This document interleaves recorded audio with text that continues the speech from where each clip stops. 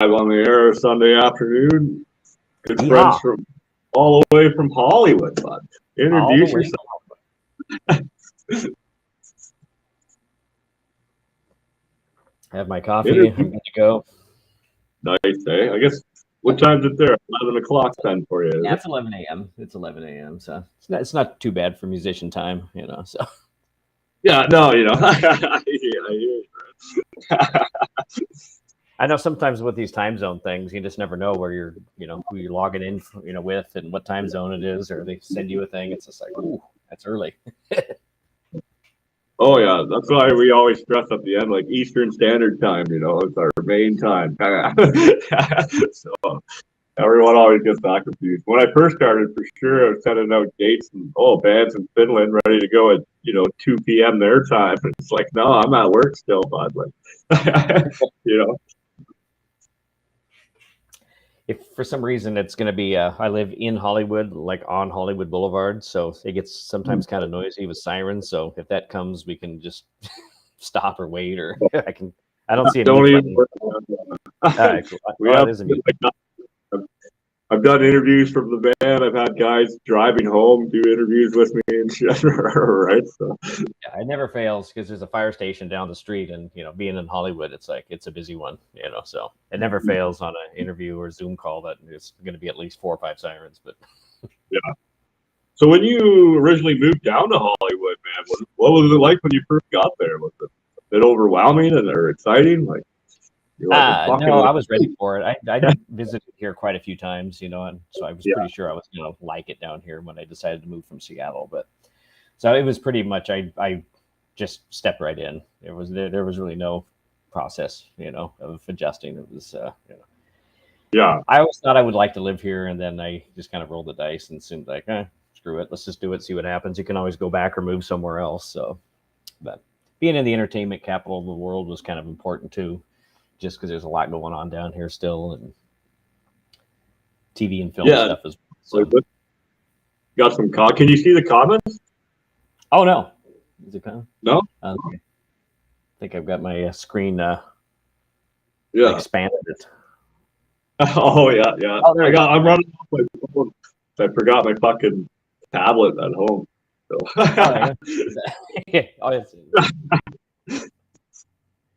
But yeah, I've been trying to get into more in addition to the Rivet School stuff, into composing and arranging and stuff. So I've been trying to work into that angle with the TV film side of stuff too. So this is definitely the place to be for that. So right off the bat, then, if you're into that, have you guys got quite a few videos, or are you guys working on them? Yeah, well, we're getting there. We've got since we did this re-release of this album that we recorded actually back during just before COVID is when it released, and then everything went to hell. So we kind of did it all remotely from our own individual like home studios and whatnot, and it was a good effort. But it was Mark's idea, the guitar player. When we kind of had some time, he was like, "Well, sonically, this doesn't really represent what I think really represents us as a band." So we decided to go back and just re-record the whole thing. And so we were kind of re-releasing this album. It's not just a re-release, but it's a re-recording in general.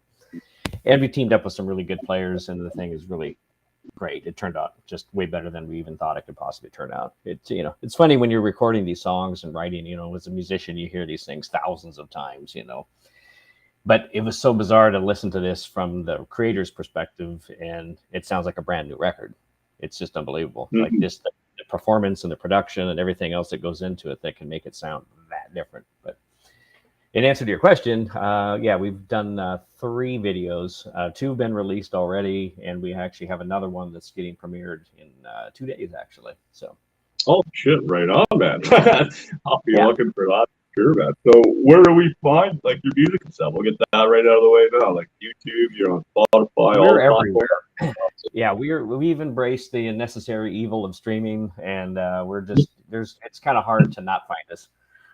Pretty much any streaming platform that's out there, we're available. We can stream it from our website as well. We've got all the information, rivetskull.com. Everything's out there with all that.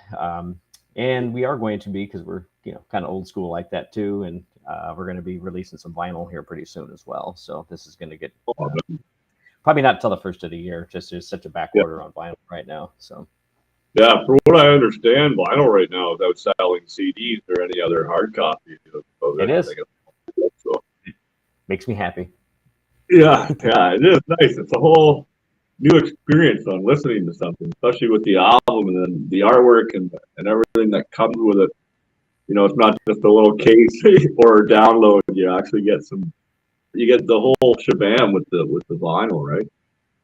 Yeah, and it's such a cool thing, you know. And I forget that, you know, with the age differences out there, that there's, I just Mm. there's vinyl always existed since I was born, you know, and it's something that I still like. I've got hundreds of vinyl just sitting right over here that I listen to regularly still. And but it's so weird to think that there's people that have, you know, never heard of it or never listened to a vinyl record or have never had that experience of, you know, we all know it's like, you know, we used to get the new Iron Maiden album would come out, their graphics were always so killer and there's always such intricate detail and, you know, just Yeah, putting it on and sitting there and listening and looking at everything and looking at the lyrics and all the artwork. And, you know, we kind of lose all that now with the MP3 and streaming, you know, so.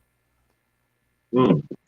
No, so true. Now they are trying to expand. They're putting up lyric videos and stuff like that for people on the with the restreaming in that sense, but you never get the full grasp. Like I never stress the artwork that comes with you guys. Like just from each band to band to band, it just that alone is phenomenal. The amount of content that comes out, just the artwork, right? Like, You know, and some bands, you know, they really put a lot into it, and that's cool. I mean, and it obviously costs more, but I think people are really into doing that. But you know, obviously bands like Tool that they get really into it. They also have the budget to do it, but you know, yeah, elaborate packaging. You know, even so much yeah. as, you know, there's a category in the Grammys for, you know, immersive audio and, you know, graphic design and stuff like that, because it's definitely an art. Oh, for sure. But when it comes to your music, being a bass player, man, doing all that, who was some of your biggest influences as you're growing up? Well, for me personally, even though I don't play bass in this band, but it was, you know, Geddy Lee was definitely one of the top ones. You know, being a rock and roll guy, and it, yeah, Geddy Lee, Les Claypool, obviously was huge back in that early era. You know, John Paul Jones, huge one. Getting back into Stanley Clark, into the more jazz side of things, was another big influence. You know, so, and Chris Squire, yes, I was kind of a prog guy, so definitely I would hone in on some of the genius of Chris Squire. You know. Yeah. Now, I know you don't play bass here, though, but you were saying you've done some work up here in Toronto and stuff with the Blues Brothers cover band and shit, or like a Yeah, triage I band. But tell us hadn't been about there. that. I love that movie as a kid. I fell in love with that shit as a kid. You know, my dad introduced me to all that, right? So, No, it's cool, man. They're based. I've never been to Toronto. I've seen it from, you know, Niagara Falls side in the U.S., but all the gigs I've done for these guys have been in the U.S. Because they would, for whatever reason, would need U.S. players. You know, so I got to do. I was just over a couple weeks ago. I was in New York, and we did a gig over there. So that was oh, good. that's all right. And they're Yeah. actually down in Australia right now doing their tour for doing the Blues Brothers thing for about 6 weeks down there. Oh, wow, man, that's pretty cool, eh? Yeah.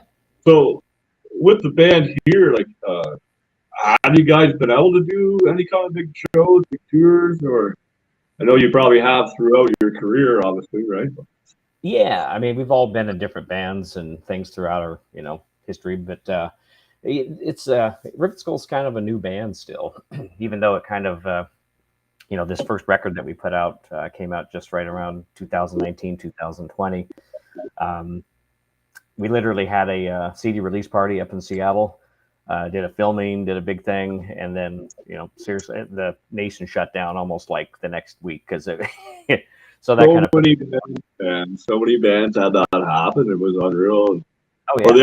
they were ready to release, and then COVID happened, so they just been sitting on it. You know, it's like, Yeah, so we ended up, you know, it's a little bit different these days too, especially being an independent band where you've got to, you know, it's a lot of do it yourself, you know. And so mhm. built a really nice, good team of people that's been helping us out as well. We're all very active with what we do on, promoting the band and trying to get it out there. So we've really taken a focus on social media, and it's like that stuff kind of drives me a little nuts because there's so much to it, and it requires so much, hands-on. It's insane, but we've really embraced that's the way that it is right now. And so being active and having that social media presence is just hugely important. So even before we've gone out and done a lot of shows, we wanted to really try to build an organic fan base, and then start to see where we have followings, and then we can start to figure out, okay, now we're going to go do shows where we potentially have the possibility to actually draw people, as opposed to 1,500 CDs in the town. We're going to go play in this town, right? Yeah, it's like, and we've all been around long enough. It's like, none of us are in a big hurry to, jump in a van with 4 dudes and, drive thousands of miles and smelly cars and shit with, it's like, Oh, true. And they're done that, so we just want to try to figure out and do it a little bit, more modern, a little more, a little more smart. So, but we have had a handful of shows, mainly all in Seattle, but we just actually are starting to book right now some small runs for after the first of the year. And we're going to be doing some West Coast stuff, some things down. And we just booked actually the Whiskey A Go-Go down here in Hollywood. Yeah, so I've heard a lot of things about that one. Yeah. For bands going there and stuff. Right? Good famous club, it's got a lot of history there. So that's going to be on February 10th, and then over in Tempe, Arizona on the 17th, and then sometime in April, I think it's around the 8th or something, then we're going to do a show in New Orleans. And nice. hopefully between now and then, we'll be connecting some of those dots to make a little bit more of a tour run. And we've really got our sights too set on some of the metal festivals and whatnot, because it's obviously over in Europe. It's metal is still such a huge category, and there's such just wonderful, gigantic festivals over there. So hopefully trying to break into some of those as well, next year. Yeah. Oh yeah, like my friend just sent me information on going to Wacken. He's like, let's do it. Let's do it this year, right? So I was like, I'm in. Like, just tell me when and where. Send me all the info. So. Yeah, I hope. Hopefully, we can get in on that one at some point. I know there's there's many stages in some of these festivals, so you're not necessarily on the main stage, but there's all the little breakout stages and stuff, which are just to be there and be part of it would be just amazing. Stages. The connections you make while you're there, you know what I mean? Like, it's priceless in that sense. Yeah, a friend of mine is from Seattle. He's in a really cool band called Aaron Jones, and it's kind of a bluesy metal kind of a thing. And they got on a great circuit. They've been opening up for Deep Purple and a couple of gigs with Rolling Stones, and getting on some of these killer festivals and stuff. And a little bit of jealousy, but it was like, but I was so happy for him to see, backstage, pictures of the, video of like Kiss going on stage at Hellfest and all these other bands. That gives you something to strive for, though. You know what I mean? I know, it's a great, because when I owned a live music club up in Seattle for about 10 years. And so he was in the neighborhood. There was a place called the Seattle Drum School, and he was one of the teachers there. And so he'd always frequent my place. So we always got to hang out and bullshit about stuff. And so it's just so cool to see some other people from the hometown doing some good stuff these days, No, it's so true, right? Like, you're always supporting the locals in that sense, or even if they're a small band from Finland, they're still a local band in that sense. Because we just, it's not like it's Metallica going around the world and shit, right? We're, Yeah. And of course, in Seattle, there's such great roots up there with, the whole grunge thing, and that, with, Soundgarden, Nirvana, and Alice in Chains, and Queensryche, and, many more. But, such great stuff came out of the Northwest. Yeah. Some deep musical history there for sure, man, all the way up. Like, right up and down that whole coastline, you know what I mean? Yeah. We done some good. Yeah. We're crushing it up here, too. We're getting better in Ontario. Our scene's starting to finally wake up and shit. And a lot of good bands coming in and out of here, right? Last few bands we've had have actually been local. Normally it's Montreal or BC or like yourself down in Hollywood, Texas, Finland, right? We just had a guy out of Israel. and his metal band, man, fucking. It's not too often we get an Ontario band on a show. It's crazy. Yeah, it's been great to see. Just COVID's it's not done, but it's nice to see that it's definitely gotten to a point where things are getting more and more normal again. And just going to see shows, it's like it's clear as a bell that everyone is out, because there's especially in the place like LA here, it's like there's so much going on that even every week there's 10 shows I want to see, and I can't see everything. There's not enough time for me to do it, so you gotta really pick and choose. Yeah, it'd be like fucking Uber, and go see 3 shows by them, Uber off to the next bar, see 3 songs by them. You never do it. There's literally so much going on, but it's great, and it's great to see the people coming back. Because I remember for a while when they did start to do live music again, it was crowds were still pretty sparse.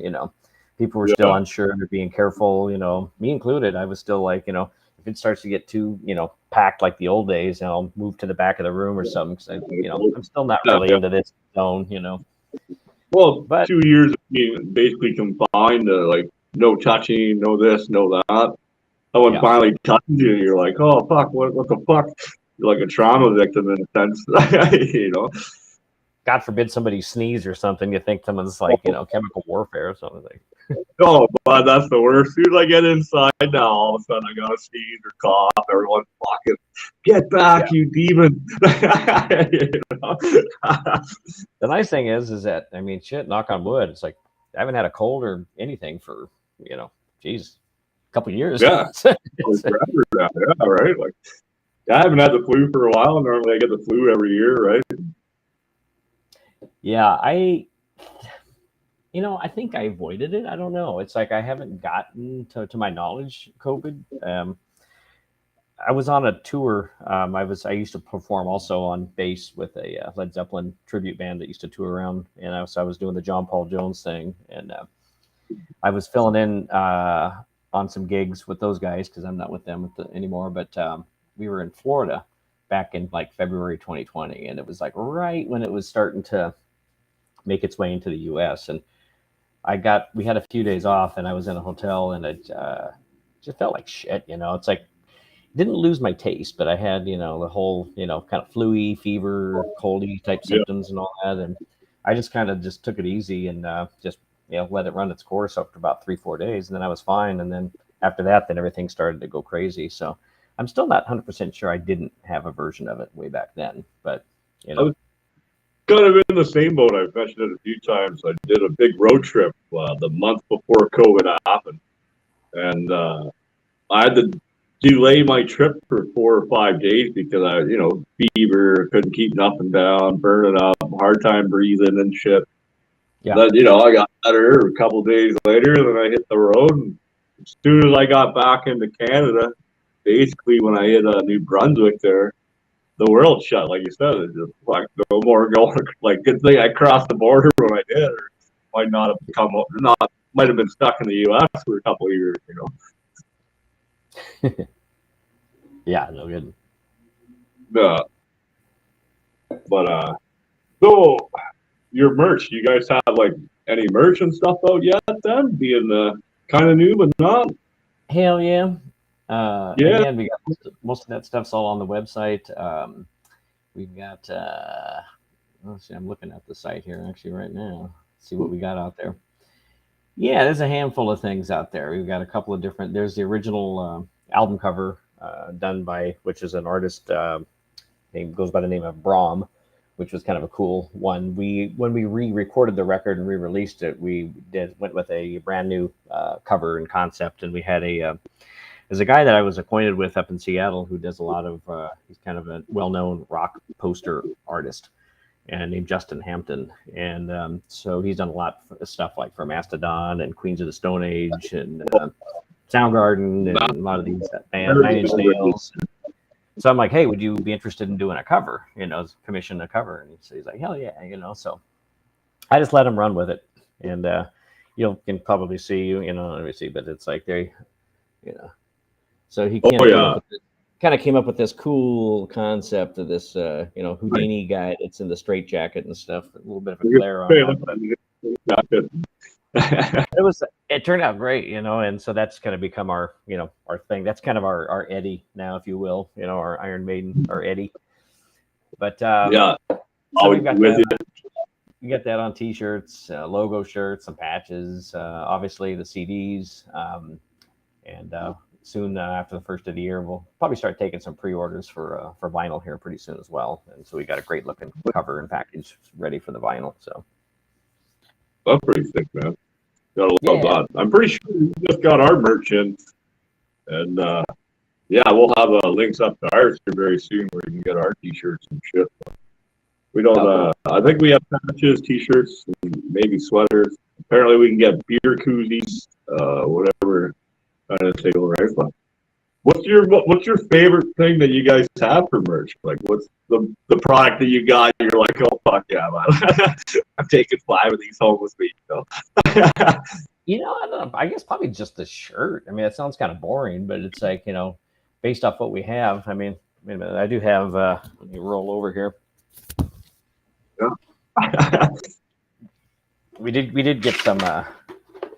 We did get some big ass posters made, so those are kind of fun too. So. Oh, that's pretty cool, man. Posters are always good, man. Yeah, Reminds me when I was a teenager. I know, exactly. And I'm sure we'll be adding a lot more once we kind of get going as well to see what it is that people like, the little, tchotchke things, magnets, buttons, For sure, right?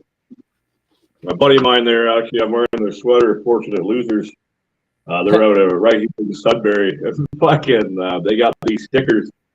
You can go anywhere in Ontario and you'll see one of those stickers somewhere, in the Tim Hortons drive-through or the McDonald's drive-through. There's going to be a sticker stuck there. Yeah. Yeah, we got to start doing a better job at that.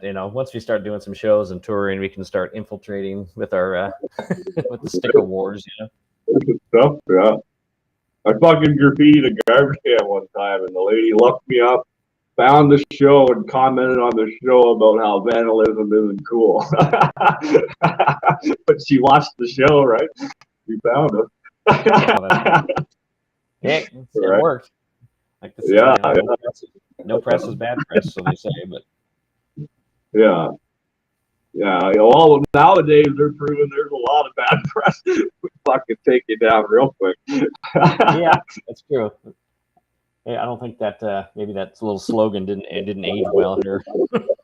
Oh no, it never does, right? But yeah, it always, cheese doesn't last forever as much as you like to think it does.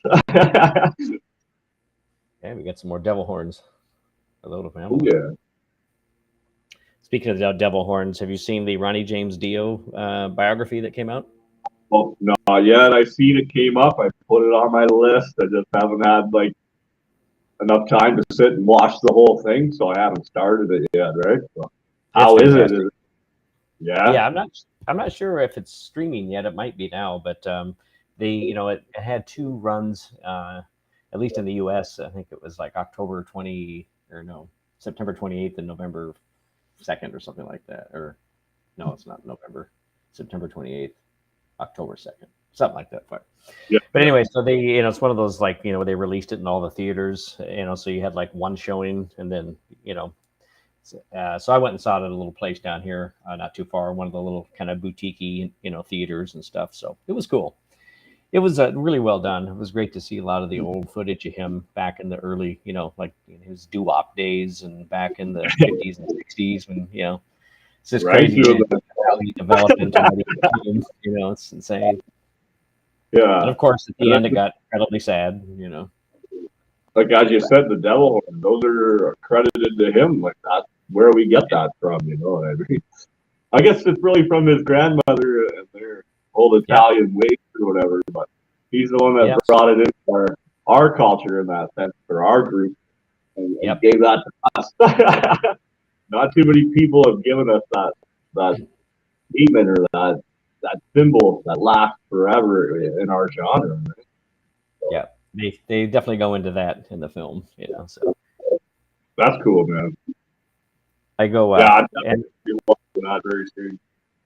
he's buried in a cemetery not far from where I live here. So I go visit him on every birthday and death day. So I Oh, bring him nice. I bring him some flowers and a Guinness. He liked Guinness, so I'll drink a Guinness with him and leave it there. Nice. Yeah, take a sip, leave the rest. Right? Yeah, exactly. No, I hear you, man. That's respectful, you know. Yeah, he's in a big sarcophagus there. It's like a big, just with the name on there and all that with his signature and stuff. Man on the Silver Mountain. You know, it's cool. Oh, that's so cool. When I do And then make it finally, California and Hawaii are like the only two states I've never been to yet. So what? yeah, I know my sister was even born in California, but I've never been.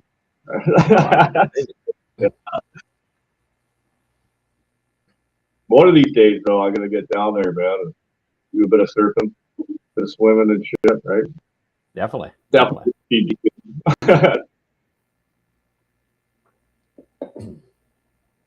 You have to hit me up when you're down here. Oh yeah, man. I'll, you know, I I know enough bands. I could probably do a full year of just stopping into all the bands. You know, I do the live show with them and stuff, right? Totally, totally. Yeah, I'm looking at buying a band next year, just screwing around. I get the winters off now. Well, not this year. We're building a new shop. I'll be busy all winter doing that. But next winter, man, I get like 3 or 4 months off. So I'm Oh, shit, fucking. nice. We buy a little van, cruise around the state, fucking go see all the shit I've never seen as a kid traveling. You know, you'd point out the window, can we go there? Nope. Yep. Drive right. Like, man, every time. So, Yeah, I know. I think Sammy Hagar's got the rock and roll road trip thing, trademarked. But you could do like another little spin-off show or something of just you going and touring and seeing some of these, iconic, rock and roll places. that's so true, man. I know we have a bit of a travel show. We did a bunch of stuff out of South Africa last year over there. Always done shit throughout the states. I think we have a couple broadcasts from Cuba, all hammered up doing like karaoke and shit. Fuck it. But yeah, we focused down and just did a whole great big tour like that. That'd be pretty wild. It would be pretty wild. I'll include you in that documentary when we do it because we'll start at your place. There you go. Idea, you know. There's a lot of history here with the Rainbow and Whiskey Go Go and Troubadour. Yeah. And Roxy, and there's a lot of iconic places down here. Yeah, so many great places. But is there anything else we should cover today, man? I'm fucking. It's been one of those days for me. I've already been up fucking driving, drove like 500 fucking miles before I even got here this morning, right? Where the hell where'd you come from? So I was down in Oshawa and I drove to Sudbury, which is about I made it this morning in just over 4.5 hours. Then I had to run to the side of town and shit. But like when I left here on Wednesday, so I drove from here to Niagara, then from Niagara to Oshawa, which is about 12, 13 hours drive time. Next day I had to go to Hamilton, so that's another 4 hours there and back. And then I got one full day off, laid around, did laundry, relaxed, and then up this morning, all the way back up here to do a 2-week stretch of solid work. And then from here, I've got 20 hours to drive to the show we're hosting down there in Portland, Maine. So we've got 6 fucking bands. We've got Andrew Joseph playing, Kingdom of Nightmares, Last Dance Among Wolves is playing, Thy Enemy, Dead Man Prophecies playing as well. And then from there, I drive all the way back 20 hours back here to fucking spend 3 months working solid every day until Christmas or just after. And I'm off for a month or two. So, Damn. yeah, I can't wait. Yeah. But then I do this, all that. Like, that's not even including the show except for the weekend thing there, right? But, yeah, that's cool. And then so you guys you host certain shows as well, or you sponsor or something? No, it's all out of our pocket. We budget I now have an accountant just to make sure we're able to afford everything, right?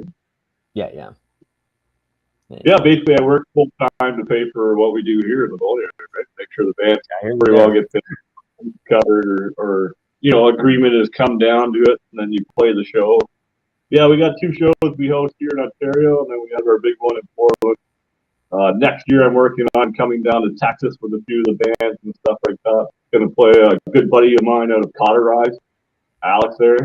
He wants to put something together next year with us, and so we're working on becoming international. We are international, I guess, like that. But I want to make a festival, like you said. I want a 3-day festival. Have like everyone that's been on the show file in, get on, pick out the stage. You want to play on it? Let's do it. Totally. Sounds cool, man. Yeah. But yeah, I can't think of a whole lot else. We've got, I can say to anybody that hasn't heard us, check us out. We're streaming everywhere. This new record that we put out is, we ended up teaming up with some really good people. I mentioned, what the artwork with Justin, but we got, we recorded up at the London Bridge Studios in Seattle, which is, iconic place where, a lot of, Soundgarden, Alice in Chains was recorded, Queensryche, all that kind of shit. No, I've got to ask now that you said that. I knew it was coming anyway. Like, personally, I would almost like weep when I walk into a building like that. Like, what was it like to walk in there knowing you're going in there to record and do some fucking serious shit, Well, it's just cool. I mean, it's like it's you feel you're part of history of that happened at this place. It's got an energy to it. So you definitely can pick up on that. And especially like when you walk into the lobby of this recording studio, the whole lobby, it just looks cool. It's designed really well. But then the whole wall, first thing you see is all the gold records of, Alice in Chains, Dirt, and Facelift, and, all those albums you bought as a kid are there. Yeah, Pearl Jam, they've got, all that stuff up in there. And then, so some friends of mine, they own the studio, so. And I'd never actually recorded there, so it was kind of cool. So we worked with a guy named Jonathan Plum, who engineered it, and so I flew up, and we just knocked the thing out in most of the tracking in over a weekend. I went back one more time to take care of some stuff with vocals and whatnot, but that's what really made the thing, I think, pop, was the fact that we recorded it all together as a band in a room, and most of it done live. So it really represented, and then, having a great room with great equipment and a great engineer and having somebody that really helps, put that together.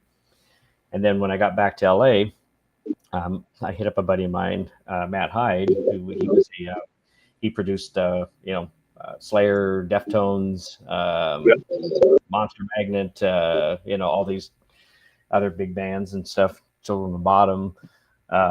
So he agreed to do the mixing, and so I went ahead and got him to mix it. So then we kind of got the Matt Hyde, gigantic, sound, which was awesome. So I really helped tie the whole thing together. So we're really proud of it. So I just, anybody that hasn't heard it, check it out. It's and we've got about 12 songs near completion right now. So hopefully we'll be doing pre-production towards the end of the year, and then back in the studio beginning of the year, and then get the next album out. So.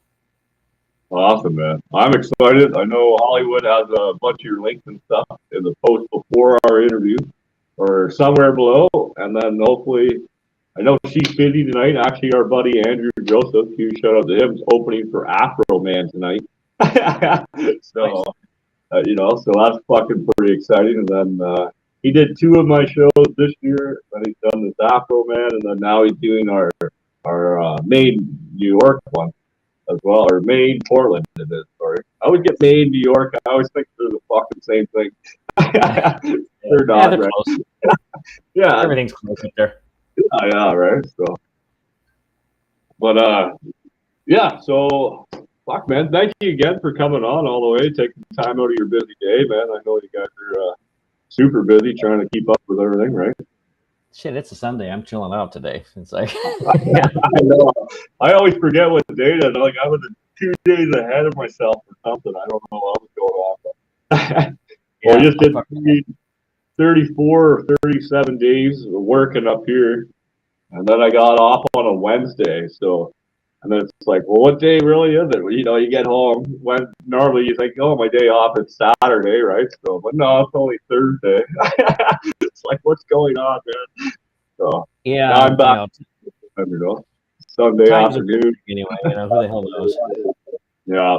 So I never know what day it is either, but I was yeah. just I was going to try to relax a little bit today. Head to I have a small studio not too far from here, and then go up there to try to do some writing and lock myself in a room and try to finish up some of the, vocal. I do like scratch vocal stuff and then get that all kind of down so I can figure out what the hell I'm going to ultimately be doing. Going so. All right. But we'll have So, your links up to the title here sometime today. I'll get Hollywood before they go to the Aquaman show and stuff. Get all that done for us. And then, fuck, man, thanks again. I really appreciate it. Shit. And, I appreciate it. Thank you. And yeah, send me some links. You got my email there, and I can go ahead and repost it. And, I'll give it to, a person that does all that, and they'll take care of that. Make sure we can kind of share the love back. So. Okay, anytime. I really appreciate that too. I'll make sure they get over to you here shortly after the show, man. And Sounds good. Once again, man, play it loud, play it proud. Fucking, we'll talk to you guys soon. Right on. Thank you, brother. Take care.